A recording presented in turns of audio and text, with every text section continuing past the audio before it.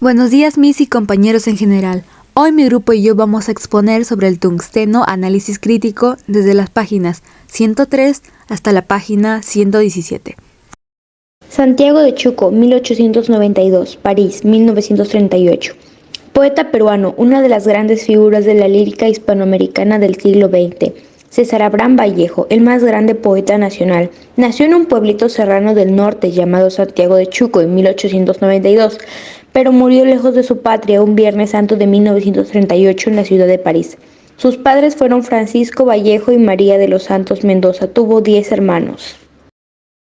Composición. Según Georgette Vallejo, esta novela fue escrita rápidamente. Vallejo llegó a Madrid el 31 de diciembre de 1930. Casi seguidamente la editorial Zenit aceptó su proyecto de una novela proletaria y en febrero de 1931 el escritor se puso manos a la obra escribiéndola de un solo tirón en un lapso de 3 semanas para ser publicada en marzo de ese mismo año. Según este testimonio, la novela pertenecería sin atenuantes a la literatura de propaganda y agitación de inspiración comunista, realismo socialista. También tenemos a los factores de explotación. En cuanto a los recursos, sería la falta de dinero y escasez laboral. En percepciones, cada trabajador tiene un propio punto de vista referente a lo que le rodea. En cuanto a valores, cada personaje presenta un valor frente a la desigualdad e incluso violación laboral y sexual. Metas. Mismo objetivo de recibir el pago por su labor a pesar de las explotaciones. Complementando el resumen anteriormente en el capítulo 3, se dedicó más que nada a las discusiones y reflexiones políticas entre Servando Huanca y dos personajes, que vendría a ser el apuntador de la mina, que fue el ex amante de la Rosada, y el agrimensor Leonidas Benítez. Este último había sido despedido de la empresa minera y se hallaba disgustado.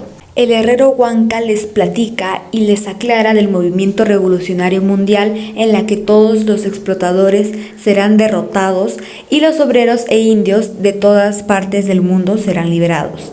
El apuntador se muestra admirado con el plan y se ofrece para dar su apoyo. Por su parte, Benítez, que al principio se muestra con varias dudas, finalmente acepta también ponerse al servicio de la causa de los oprimidos en la futura y cercana rebelión.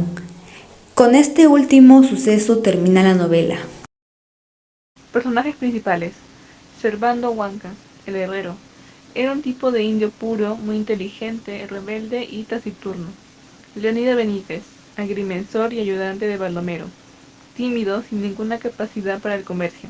Austero y trabajador. El apuntador, empleado de la mina y amante de Graciela. Personajes secundarios o mencionados.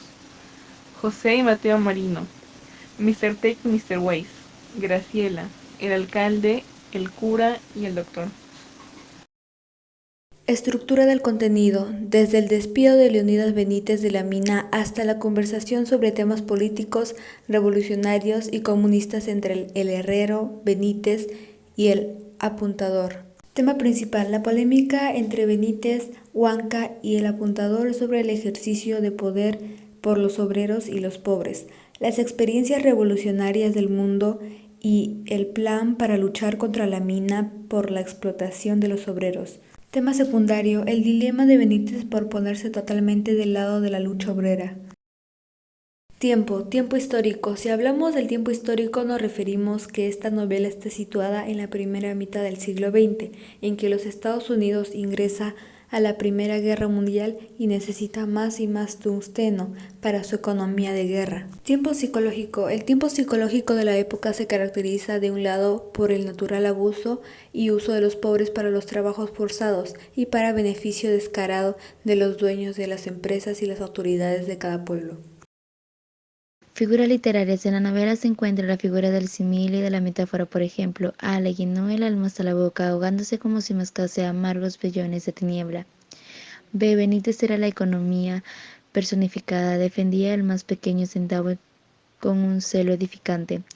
Técnicas. El autor usa la técnica del flashback, pues en varias partes de la novela retrocede para contar algún acontecimiento, como por ejemplo para narrar como en los enrolados fueron capturados. Influencia del autor.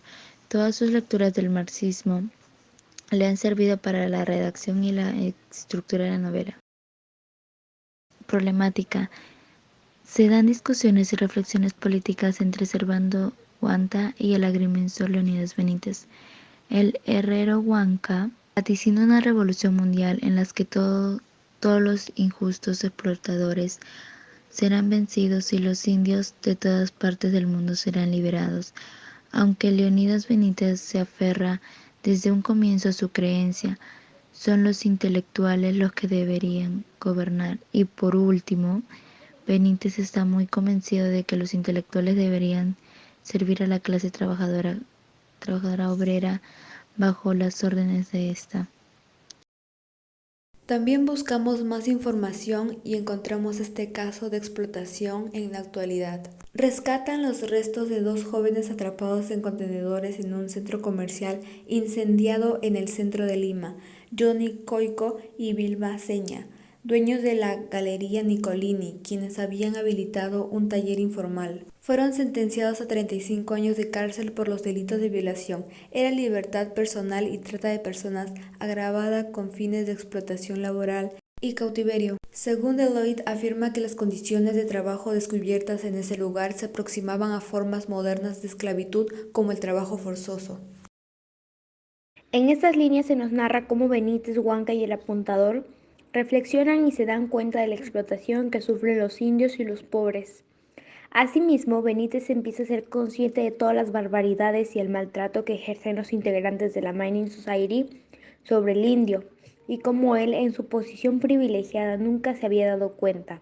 Así que decide reivindicarse, por lo que simpatiza con la posición de Huanca, que lo único que está buscando es igualdad de condiciones, ya que al comparar el trato que se da a los obreros en otros países, el nuestro es uno de los que más maltrata a estos hombres. Finalmente, se sabe que están planeando una revolución, con ideas de una rebelión para cobrar venganza por todo el maltrato recibido en todos estos años. Tristemente se dan cuenta que el maltrato es maltrato y que se da en cualquier parte del mundo, aunque sea más o menos en algunos lugares sigue siendo lo mismo. Muchas gracias.